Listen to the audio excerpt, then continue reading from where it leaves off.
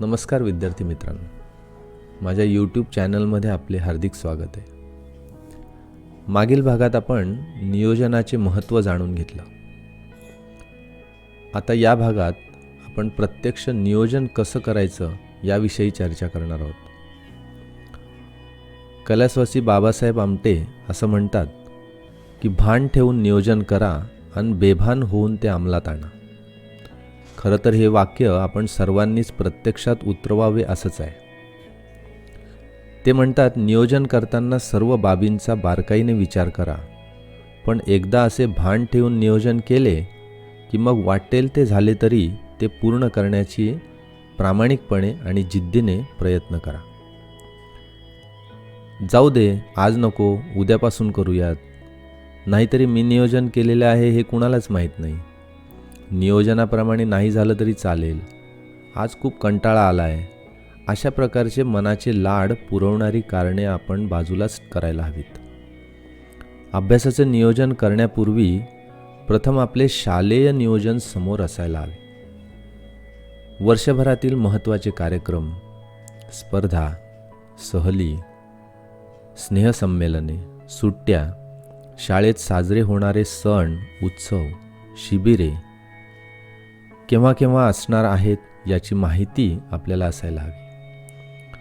तसेच कौटुंबिक कार्यक्रमांचाही विचार व्हायला हवा, जसे की लग्न, मौंज, विशेष कार्य, सत्यनारायण इत्यादी अशा संभाव्य कार्यक्रमांची माहिती नियोजनाच्या पूर्वी आपल्याला असायला हवी. अभ्यासाचे वार्षिक आणि मासिक असे ढोबळ नियोजन वर्षाच्या प्रारंभीच आपल्याला करावे लागेल. त्यानंतर दैनंदिन नियोजन असायला हवे, कारण वार्षिक नियोजनाने कोणता अभ्यास केव्हा करायचा, सकाळी कोणता अभ्यास करायचा, उद्या संध्याकाळी लेखन करायचं की वाचन करायचं हे प्रश्न या वार्षिक नियोजनाने सुटत नाहीत. म्हणून दैनंदिन नियोजन हे अतिशय महत्त्वाचे असते. आता प्रत्यक्ष नियोजन करण्यापूर्वी आपण टप्प्याटप्प्याने समजून घेऊयात, म्हणजे तुम्हाला तुमचे नियोजन करणे सोयीचे जाईल. नियोजनापूर्वी खालील मुद्द्यांचा आपण जाणीवपूर्वक विचार करायला हवा व त्या प्रश्नांच्या उत्तरांचे कधी लेखी नियोजन तुम्ही केलं पाहिजे. एक म्हणजे आपल्याकडे एकूण किती वेळ उपलब्ध आहे. आता या प्रश्नाचे उत्तर तुम्हाला लिहायचे असेल तर त्याआधी तुम्ही एक प्रयोग करा, की तो म्हणजे लगेचच्याच सोमवारपासून त्या आठवड्याच्या शनिवारपर्यंत रोज रात्री झोपण्यापूर्वी व आधीच्या 24 तासांचा हिशोब लिहा. डावीकडे वेळ लिहा आणि त्या वेळात काय केलं ते लिहा आणि त्यापुढे त्या कामाला किती वेळ लागला त्याचे मिनिटे लिहा. असा 24 तासांचा हिशोब तुम्ही मांडा. सकाळी उठल्यापासून दुसऱ्या दिवशी उठण्यापर्यंत 24 तासांचा हिशोब तुम्ही लिहिला. प्रारंभी तुम्हाला असं वाटेल, असं लक्षात येईल की 24 तासांचा हिशोब लागतच नाही, 22 किंवा 23 तासच सापडतात. मग आपल्या लक्षात येईल की तो 1 किंवा 2 तास गप्पांमध्ये आपला गेलेला असेल किंवा टाईमपास झालेला असेल. अशा प्रकारे काटेकोर हिशोब लिहिण्याचा प्रयत्न तुम्ही करा. तुम्ही असा तक्ता तयार केला की तुमचा दिनक्रम योग्य रीतीने चालू आहे का, आपण करत असलेला अभ्यास पुरेसा वाटतो का, की त्यात काही बदल करावा असं वाटतं, झोपेचा वेळ कमी करता येईल का, TV पाहण्याचा वेळ कमी करता येईल का, गप्पांचा वेळ अर्ध्या तासाने कमी करता येईल का. अशा प्रकारे कोठे कोठे वेळ कमी करता येईल याचा विचार करा. असे बदल करून अपेक्षित वेळ असा एक रकाना पुढे टाकून किती वाजता उठणार इथपासून तर किती वाजता झोपणार इथपर्यंत यामधील सर्व टप्पे तुम्ही लिहून काढा. घरातील कार्यक्रम, सोयीसुविधा, शाळेच्या क्लासच्या वेळा इत्यादी लक्षात घेऊन अपेक्षित असा दिनक्रम तुम्ही आधी लिहा. एक नमुना मी तुम्हाला या ठिकाणी सांगतो. हा एक आदर्श नमुना नाही, परंतु आपल्याला स्वतःला याप्रमाणे करता येईल. उदाहरणार्थ, सकाळी 6 वाजता उठणे, 6 ते 7 आवरणे, योगासन किंवा प्रातर्विधी, 7 ते 8:15 अभ्यास करणे, 8:15 ते 8:45 वृत्तपत्र वाचन, मोकळीक आणि नाश्ता, 8:45 ते 9:30 अभ्यास करणे, 9:30 ते 10 घरातील कामे करणे, 10 ते 11 अवांतर वाचन किंवा छंद, 11 ते 11:30 जेवण आवराआवर आणि 11:30 ते 5:30 शाळा. शाळेतून आल्यानंतर 5:30 ते 7 व्यायाम करणे किंवा खेळणे, 7 ते 7:30 गप्पा टाईमपास करणे, 7:30 ते 8 आवरणे, 8 ते 8:30 जेवण, 8:30 ते 9:30 अभ्यास, 9:30 ते 10:30 दूरदर्शन पाहणे, 10:30 ते 11:15 दैनंदिनी लेखन आणि 11:15 ते सकाळी 6 झोप. अशा प्रकारच्या या दिनक्रमात खाजगी शिकवण्यांना अजिबात वेळ या ठिकाणी ठेवलेला नाही असं आपल्याला दिसतं. खरं तर याची गरजच नाही, कारण स्वयंअध्ययन तंत्राच्या साहाय्याने आपण स्वतःचा अभ्यास स्वतः करायला निश्चितच जमू शकतं. आणि परंतु वस्तुस्थिती जर थोडी लक्षात घेतली तर अनेकांना शिकवणी वर्गासाठी निश्चित वेळ द्यावा लागतो. त्यामुळे आपल्या सोयीनुसार यात बदल आपण करावेत. ज्यांचा शिकवणी वर्गात 1 ते 2 तास वेळ जात असेल त्यांना एकतर अवांतर वाचन, छंद, गप्पा यावर मर्यादा घालता येतील. तेव्हा शिकवणी वर्गाला वेळ द्यावा की नाही हे मुलांबरोबरच पालकांनीही ठरवावे आणि त्याचा पुनर्विचार करावा असं मला या ठिकाणी वाटतं. शनिवार रविवार शाळेची वेळ कमी असल्याने आपल्याला मिळणाऱ्या या मोकळ्या वेळात काही वेळ अभ्यासाला द्यावा व तसे स्पष्ट वेळापत्रकात नमूद करावे. अशा प्रकारे दिनक्रमातून तुमच्या अभ्यासाचे तास व अभ्यासाच्या वेळा निश्चित होतील. शक्यतोवर त्या वेळेस अभ्यासाला बसायचेच असे ठरवा. आठवडाभरात रोज ठरवलेल्या वेळामध्ये कोणता अभ्यास केला, अभ्यासाची पद्धत कोणती होती इत्यादी सारं लिहून काढा. त्या वेळात अभ्यास झाला नसल्यास त्याची कारणे लिहा आणि आठवड्याच्या शेवटी हा कागद समोर ठेवा आणि पहा तुम्हाला काय काय लक्षात येतं. वास्तविकता अशी आहे की आपल्याला गृहपाठाशिवाय काय अभ्यास करावा हेच सुचत नाही. विशिष्ट विषयांना जास्त वेळ दिला जातो तर काही विषयांचा आठवडाभरात नामोल्लेखही होत नसतो. वाचन अगदीच कमी झालेले असते. म्हणून प्रत्येक वेळी सध्या आपली परिस्थिती काय आहे हे नोंदवून त्यातल्या अडचणी, मर्यादा जाणून घ्यायच्या आणि चांगला अभ्यास होण्यासाठी स्वतःच्या अभ्यासात आणि वेळापत्रकात काय बदल करावे लागतील असा विचार करायला हवा. तसे बदल करून पुन्हा अडचणी उद्भवल्या तर त्यावर उपाय शोधायचे. खरं तर चुका समजल्या की युक्तीही तुम्हाला सापडेल. मग तुमचा नक्कीच पुढील कामासाठी आत्मविश्वास वाढेल. नियोजन करताना रोज पुढच्या दिवशीचं नियोजन आदल्या दिवशी करा व दिवसभराच्या अभ्यासाचा आढावा आदल्या दिवशी झोपण्यापूर्वी घ्या. तक्त्यामध्ये दर्शवल्याप्रमाणे कोणता अभ्यास कोणत्या विषयाचा, कोणत्या प्रकरणाचा, कोणत्या पद्धतीने करायचा हे लिहायला सुरुवात करा.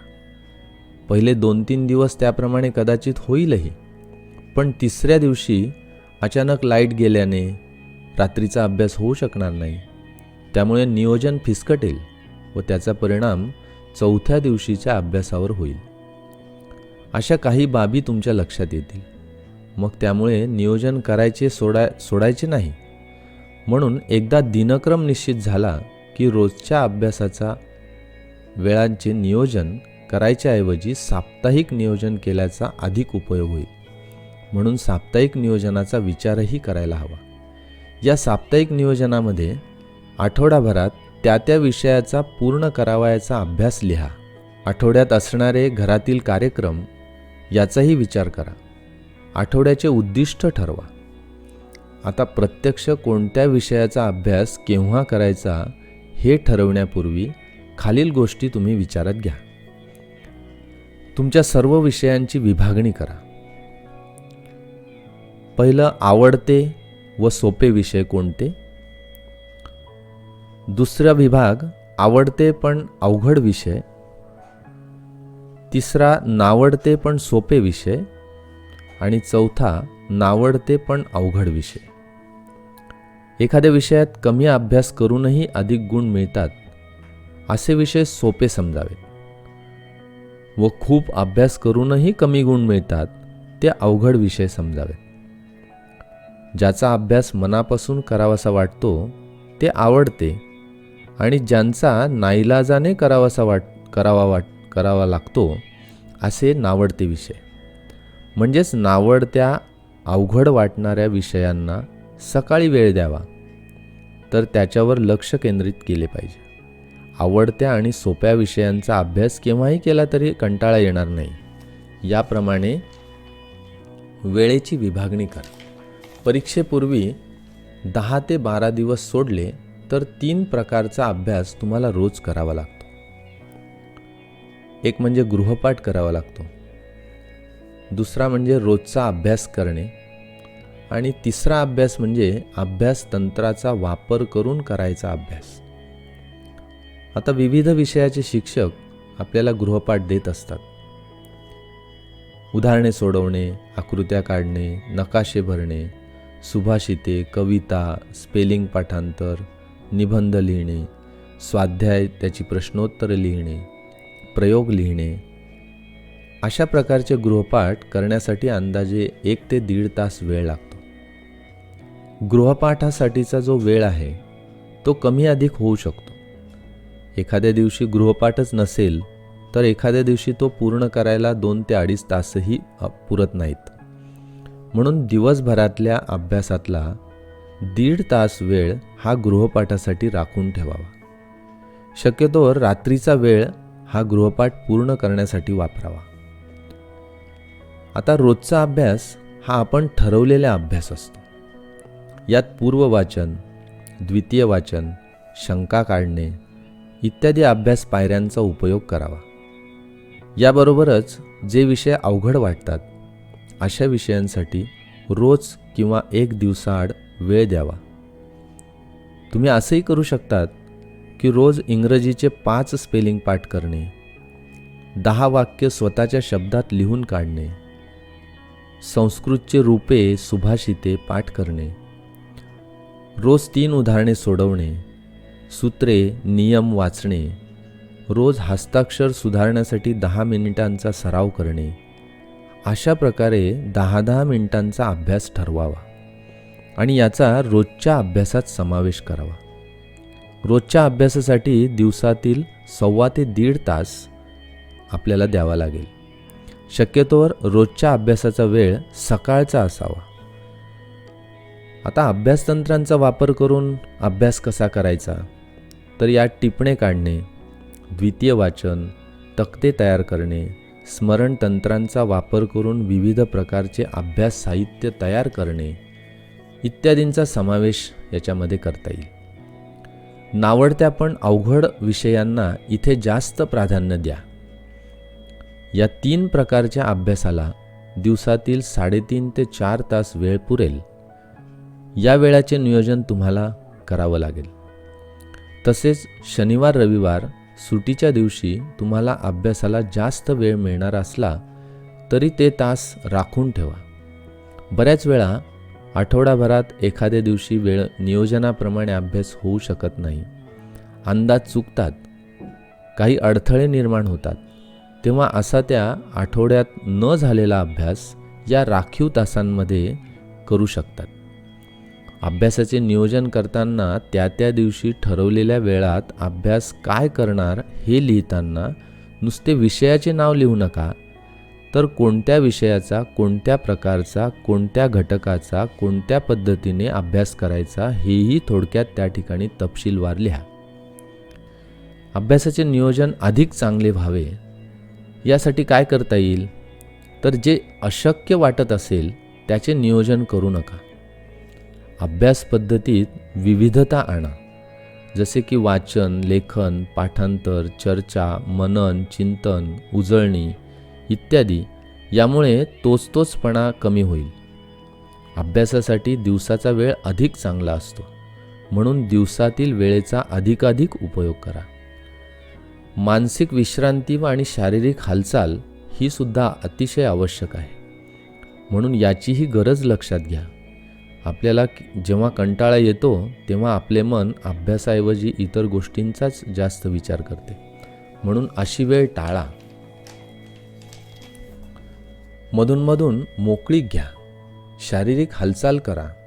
सलग तासनतास अभ्यास केल्याने अभ्यासाची परिणामकारकता आणि मनाचा ताजेतवानेपणा कमी होतो. नियोजनाचे वेळापत्रकात लवचिकता आणा.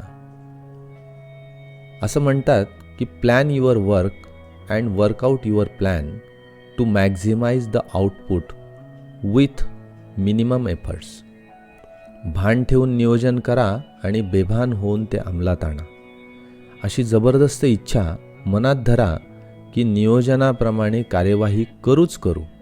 मग तुम्ही नक्कीच यशस्वी व्हाल, यात शंका नाही. धन्यवाद.